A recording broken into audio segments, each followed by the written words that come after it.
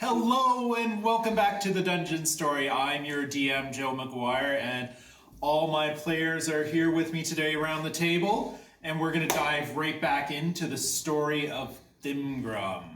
Last time, if you recall, our players were delivering packages, and they made their way to an alley in Hillock, and they met a mysterious man, and when they encountered them, some strange, shadowy figures approached out of the shadows. They were masked and got the jump on them. Made away with the packages, save for a few pieces of evidence that our players found.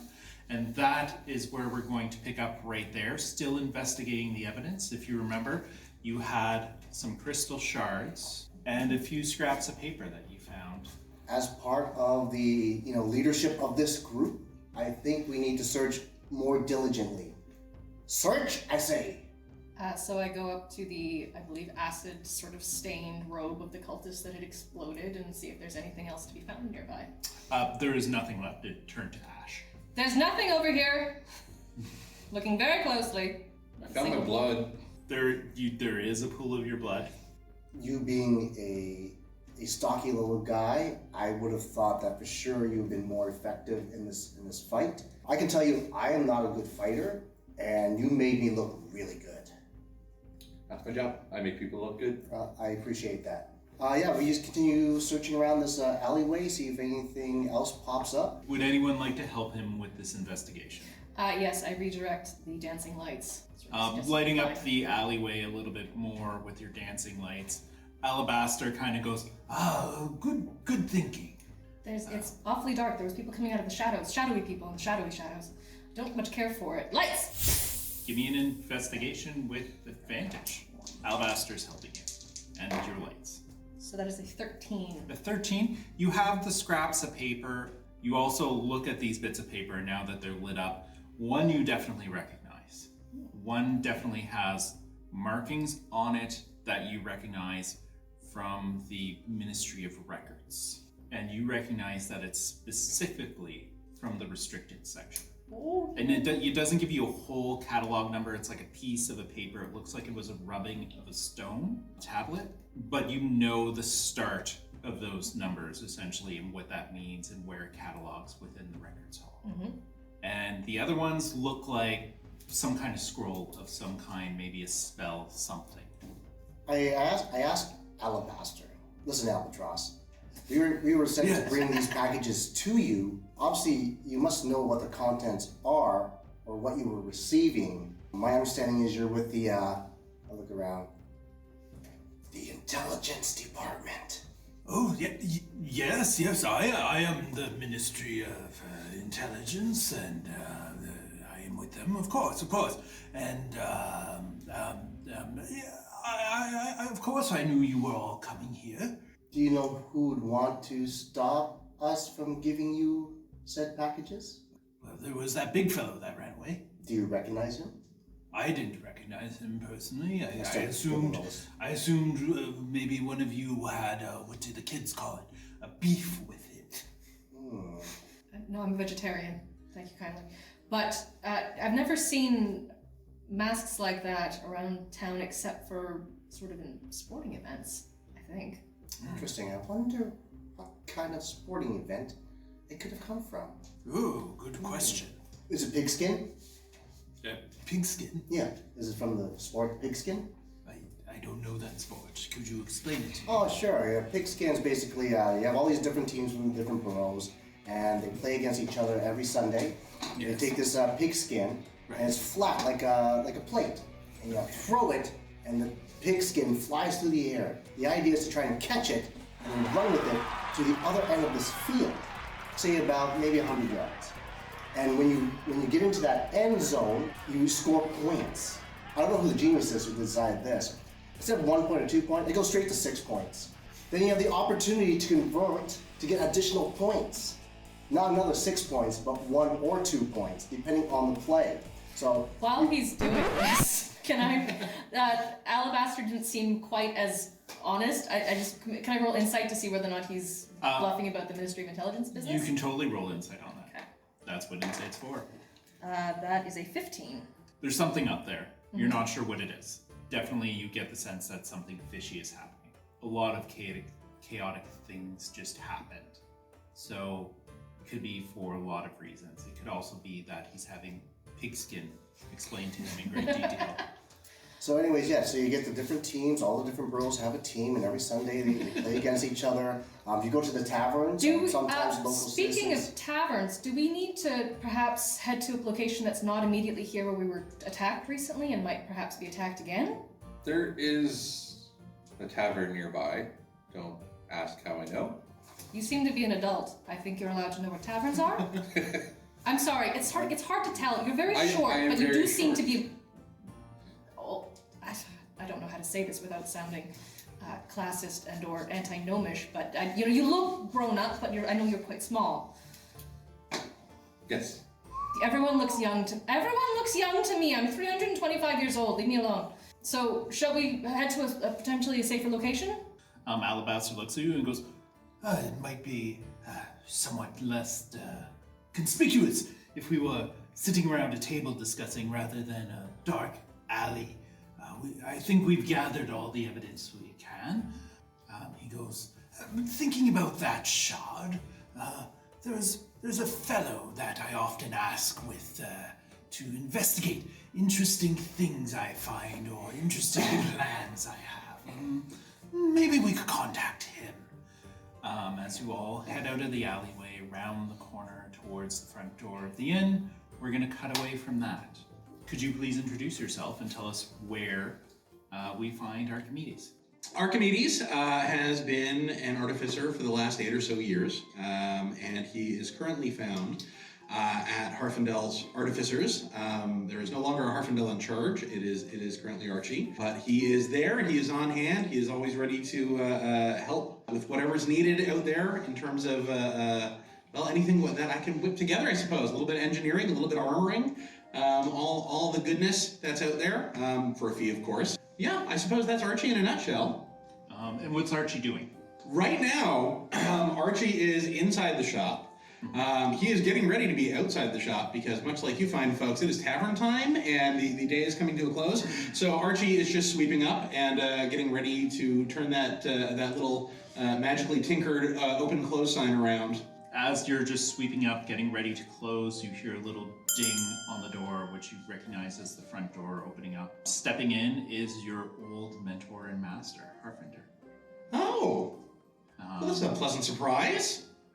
Looking at you, he goes, Archie, look at this place.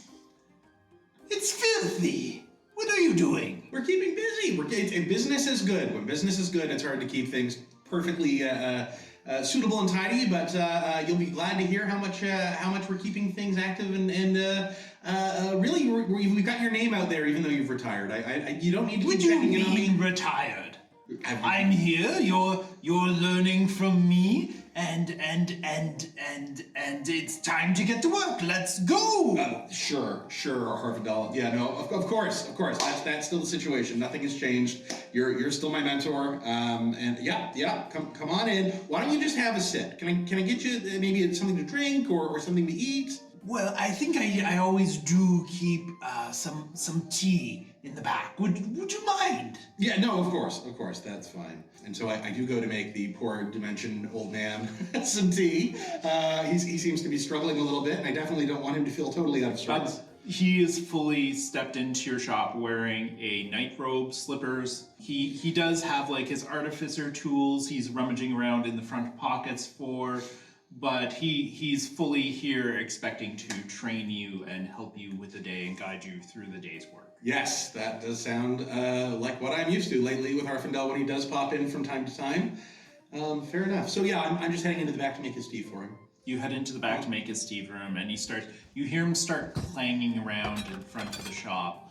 You hear some things clatter to the ground, and he goes, Well, the orders! The orders! They're all taken care of, Harfendel. Everything's great. You don't have to worry about a thing. All the orders have been filled right now. We're doing great. Are you certain? I don't remember any of these tinkerings being on the docket. Yeah, all new orders. All new orders came in. That's how busy things are. You're doing just fine. New orders. It's a great day. This is good. this is good. Why don't you have a sit and we'll get some tea in you before you start your day's work, okay? Oh, yes, that'll be good. I'll bring him out his tea. You bring him out his tea, and you hear, hand it to him. He's very grateful to you, and you hear the ding of the front door again. It's his daughter stepping through the door. Oh. And she goes, "Oh, there you are. Good to see you. Thank you for coming in. Yeah. I assumed he came here. Thank you once again." No, this is happening more and more lately. Is everything okay? Is there anything I can do to help? I feel like I owe him. I think it's just age. He's very old, but his memory is lacking these days, and he's getting confused more and more. So, how are you? Good. We're keeping very busy here. I've got a number of apprentices in working with me and keeping things running as I attend to business, which has been such a strange thing since I've had to step in and take over for Arfindale. I'm so much more used to getting my hands dirty, but the bookkeeping and things of that nature is, well, it's a whole new skill set for me to learn, I suppose. I can magical tinker just about anything, but I'm not supposed to do it with the accounting, I'm told, so... That's true. You could get in trouble for that one. Yes. No, I definitely want to stay on the council's good side, no question there, so... You hear from the corner, busy! Ha! I was always busier than this, and this looks slow. You don't need to tell him we're closing, it's fine. This is fine. There's not even anyone in the shop. Yes, well, there is you, Harfindale, and we're so glad to have you stop by, but your daughter's come. I think it's time for you to head back home now. We can definitely meet again tomorrow when you come in to show me again how to do this great artificing that you teach me, since I'm so new and young at this. I will. I expect you here first thing in the morning. All right. This tea's too hot. Well, it was a good day of work. I'll see you tomorrow.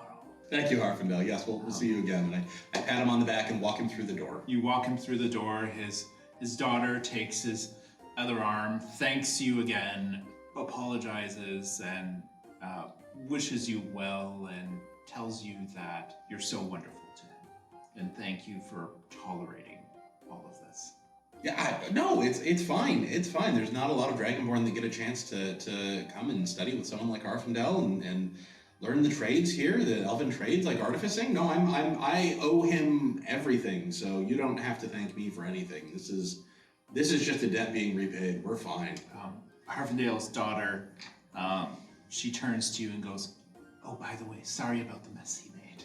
Looking back over your shop, you see that there are quite a few tinkerings and mechanical contraptions that have just been knocked to the floor. Pieces off of them as he was searching for many of his old spaces. His old, one of his old workbenches is you now use as kind of like a display, and that is in complete disarray. So I guess I'm going back to a little more sweeping and a little more tidying. A little more fair enough. I'm not done the cleanup. We're good. So you head back to that, and we'll cut away from there, and we cut back to the Hoof and Claw Tavern in Hillock. The rest of our party is stepping in. Allibaster is with you. It's a raucous environment. You're stepping into the space. What would you like to do? I try to flag down a waitress. Like, hey, I need a round of meads. He's buying the first 2 rounds. You flag down more like this. the bartender behind the bar, and you point to him, and he goes, Dennis! It's not time to pick up your dad yet. Your dad works here? No, he doesn't work here. He just frequents here a lot. And yeah, one of my responsibilities was to come get him at the end of the day, or early morning, or when he passed out. So yeah, the first 2 rounds are on him. Bartender kind of nods his head and goes, "Oh, that's great. Sure. Well, nice to have you here, Dennis. Your father's in the back as normal. All right. You need him." Sounds good. We'll get everyone kind of sitting down then. It's a dark, kind of moody, loud atmosphere in there. I'm assuming you find kind of a little booth tucked to the side. Allibaster goes, "Well, you're the investigator. What do you think?" I pull out my scimitar and place it on the table. I say, alimony I need you to look at this because I think this is a magical sword. When I hit those assailants, they poofed off into like smoke and fire. I think, honestly, I need to know what magic powers my sword has so I can wield its powers with responsibility. He's going to do a check on your sword. He's gonna notice I've already written down on it, mediocre. That's the name of the sword. Yeah. He goes, Well, from a proper investigation, using all my arcane knowledge, I could tell that this sword is rather mediocre and also quite mundane. Oh, it's got a second name. Mediocre mundane. I kiss it, put it back in my sheath. Now, getting back to business, Alimony. Let's circle back here. We came to drop off packages. 3 distinct individuals from different parts of Thimgrum. We come down, we're all supposed to come see you, we get attacked. It seems like we should know more than we know now. What do you think is the best bet for us to find information about what happened? Well, I know someone we could go to discuss these shards with that you found, these crystal pieces. It's a peculiar magical item that can take something from your mind and hold on to it. So I would love to get this identified sooner rather than later. I slowly pull out my roll of tinfoil. I've never heard of anything that does that. That is Neither have I, rather and strange. So I think that's our next point of goal. So we might only be here for 1 round, if everyone is all right with that. Oh, he's buying. May I ask you, Allibaster, you knew we were coming, yes? It's alimony. No, well, certainly not all at once. I was asked to hold a package, something about a mask. Masks that were similar to the ones worn by the people who attacked us in the alley? You'll have to pardon me, my memory isn't what it used to be. You know, for someone who's in the intelligence department, you're not very intelligence-y. Isn't this very, like, shouldn't this stuff be cataloged down? Don't you guys write things down? I don't have my catalog here with me. I'm in the field. I deal in the oddities, the strange things. Which is, seems like you all brought that to my door. So one of the pieces of paper that we found seemed to point towards the archives and also the very particular numbering system in which things are stored at the archives. So I'm not particularly sure why they would have been coming for the things that we were bringing. I was bringing spell components and a book. What was in the box that you were bringing? It was broken stuff. Oh, Previously broken stuff. And in yours? Have we gotten our drinks yet? the drinks come to the table. Yeah. Okay. I'm just gonna down half of it right away. Just half of it down right away. I had the mask in my box. You easily slug it back, slam the glass down on the table, and blurt out, "I had the mask." I, in competition, do the same thing. I chug it back. I slam my glass on the table and I yell out, "I had the mask." I don't think you did. The mask is the one thing that I knew was coming. I thought this was a game. No, I was Am I told right? to. I was told to hold it. My shop is often right behind this establishment, and I was asked to hold it for someone who did not want to come in here. I was told it would be delivered to me, and that it was how did he put it? A test to see if the little wormling could follow a simple order. Now, you said the individual frequents this tavern who was supposed to receive the mask. Are they in this tavern currently? Oh, the fellow who had it delivered to me frequents the tavern. Is he here? Oh, probably. He is always here. Can you ID him? He looks quite like this fellow right here. Yeah. Is it him? No, he is Did you older. find- He is older and much wider, Oh. more scarred. Hmm. He could throw back quite a few drinks. You get that from him, though. That's interesting. I wonder who that could be. I have another half of my drink. We're just gonna down it again. Downing the rest of it, you manage and you slam it back down, but a little shakily this time. All right. So glass goes down. I'm just gonna slam both my hands down on the table. I'll be back. And I go into the back of the tavern to go. Are you going to need help? No. I think he can wipe himself. Oh, goodness. You stand up and head back to the back of the tavern. Easy enough for you. You know that there's this little kind of alcove at the back where your father gathers with all of his old wrestling buddies. There's your father, and you see him there with another wrestler, tall, kind of broad-looking elf. Give me a history check to see if you know who this is. Ooh.